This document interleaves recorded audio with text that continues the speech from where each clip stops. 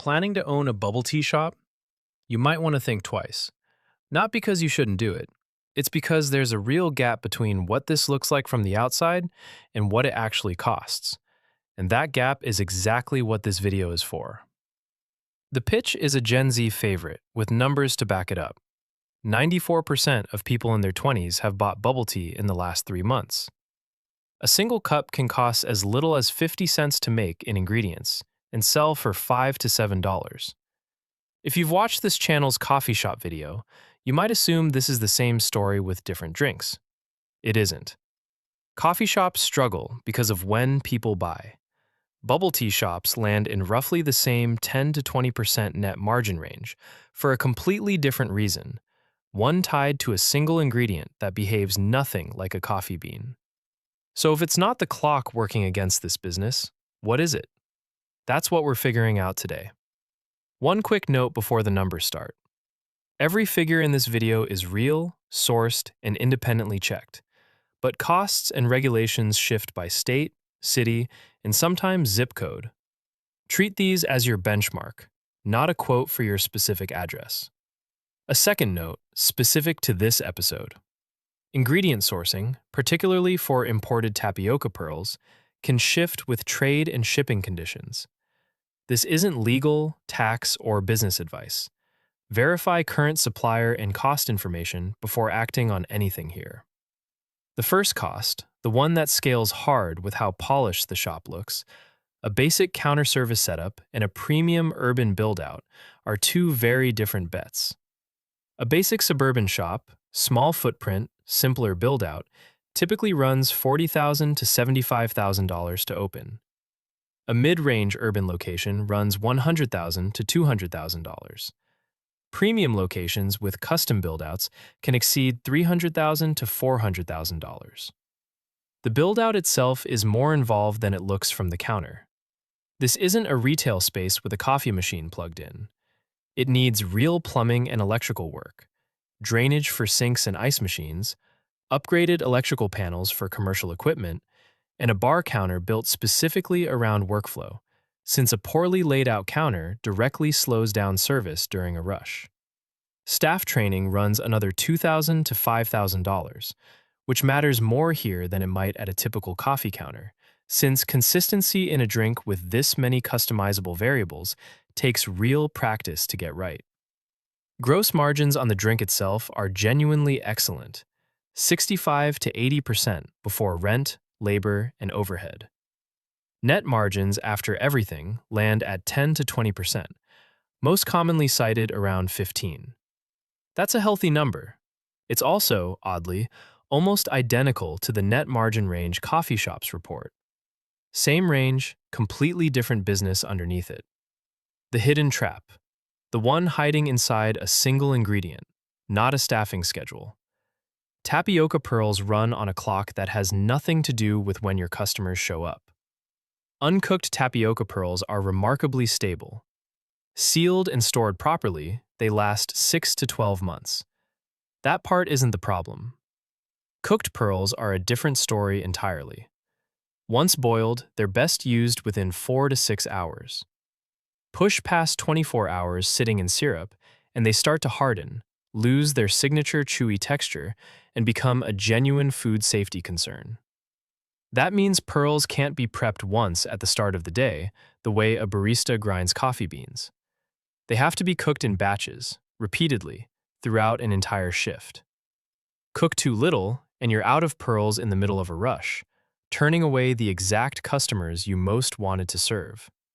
Cook too much, and every uncooked into cooked pearl you don't sell within that window becomes both wasted ingredient and wasted labor, on a margin that was already sitting at 15% before anything went in the trash. A coffee shop never faces this specific problem. Espresso gets pulled fresh per cup in under a minute. There's no multi-hour clock ticking on a batch of beans sitting behind the counter. Bubble tea's version of that clock is shorter, constant, and running all day long, on the one ingredient the entire drink is named for. Layer on top of that a supply chain that often starts in Taiwan, with ocean freight alone commonly running 45 to 60 days before ingredients even clear customs, and the entire operation is more exposed to timing than most first-time owners expect walking in. The real engine, the one that runs on a completely different clock than coffee's morning rush, this business doesn't live or die by the morning. It lives or dies by what gets added to the cup, and when people actually show up to order one. So if the Pearl clock is working against margin, where does a well-run shop actually make its money? The add-ons, and a demand curve that looks nothing like coffee's. A base milk tea might run $4 to $5. Add tapioca and a flavor shot, and that same cup moves to 6 or 7. Pair it with a snack or a small food item, and the ticket climbs to 8 to 10. Each step up costs the shop very little in additional ingredient, since the pearls and syrups are already inexpensive, but adds real dollars to the average order. The customer base drives this in a way coffee's morning rush crowd doesn't. Students want affordable, customizable social experiences, often visiting in groups. Office workers show up for a quick afternoon pick-me-up. Families show up on weekends. None of that clusters into a single morning window the way coffee does. That's the real structural difference between these two businesses. Coffee shops fight to fill 20 empty hours around a 4-hour morning peak. Bubble tea shops fight a completely different battle, getting every single cup to carry as many add-ons as the customer will say yes to, across a demand curve that's already spread more evenly across the day and the week. The real money in bubble tea? The base drink barely moves the needle. Toppings, flavor add-ons, and food pairings do, and they cost the shop almost nothing extra to offer. The shops thin on margin are usually the ones selling plain milk tea to customers who were never asked if they wanted anything on top. Real numbers from operating shops back up just how thin this margin actually runs, even for well-known names.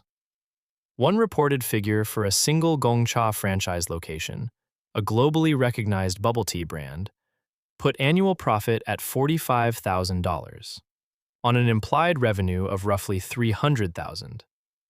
That's about 15%, landing exactly where the broader industry data says it should. A real, currently listed shop tells a smaller scale version of the same story. A bubble tea shop in a suburban mall, opened in 2025, asking $30,000, reporting $100,000 in gross revenue. The listing itself notes the current owner does minimal marketing, framing that as the upside for a new buyer willing to work the add-on and events side of the business. Same underlying math in both cases. A well-known global brand and a single small mall shop are both fighting the exact same pearl clock and the exact same thin margin, at very different scales. So let's run the two real outcomes. The optimistic case. You track sales closely enough to cook pearls in small, disciplined batches that roughly match real demand. Train staff to consistently offer toppings and combos rather than just ringing up whatever's ordered. And pick a location that matches boba's actual all-day, weekend-heavy demand pattern instead of chasing a coffee shop-style morning corner. Waste stays low, average order value climbs toward that $8 to $10 range, and net margin holds near the healthy end of the 10 to 20% band. The realistic case. You overcook pearls by a wide margin every day to avoid ever running out during a rush. Staff rings up whatever's asked for without suggesting toppings, and the shop leans on a location picked for coffee-style morning visibility instead of boba's actual afternoon and weekend crowd. Daily pearl waste quietly eats several percentage points of margin before rent and labor are even subtracted. Average order value stalls near that base $4 to $5 range. Net margin drifts toward the bottom of the range, or below it in a slow month. Same drinks, same market, same 94% of 20-somethings walking past the door. The entire gap between those two outcomes comes down to batch discipline on one ingredient, and whether anyone ever asked the customer if they wanted toppings. So is it worth it? If you're picturing a 50-cent drink selling for $6 as pure profit, that markup was always going to get eaten by something. Here, it's a clock on one ingredient, not a staffing schedule. What's true is that this remains a genuinely strong margin business for a food and beverage category, riding real, durable demand from a demographic that isn't losing interest anytime soon. For someone willing to treat Pearl Batch timing as seriously as any other business on this channel treats its core operational number, and to actively sell the add-ons rather than wait for customers to ask, this can be a genuinely strong small business.